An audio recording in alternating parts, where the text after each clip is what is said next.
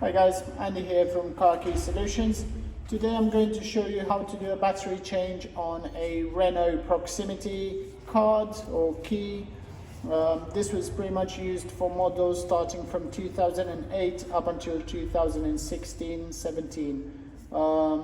So it's a relatively simple operation. You just have to have a look at the key on the side here. You have a button which releases the emergency blade. Once this is taken out, you have here the battery will be under here. So you just need a small flathead screwdriver and release this this cover. Once that is out, you have the battery inside here. With the help of a small flathead screwdriver, release it. In our case, it's a CR2025, and when you're replacing the battery with a new one, please make sure you put the positive side of the battery facing up. Then you line the back of the case.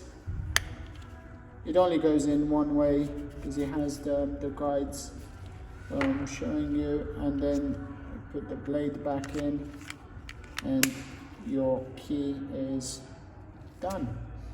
Thank you very much for watching our video. Please subscribe to our channel, and if you do have any questions, please leave us a comment below. Have a good day.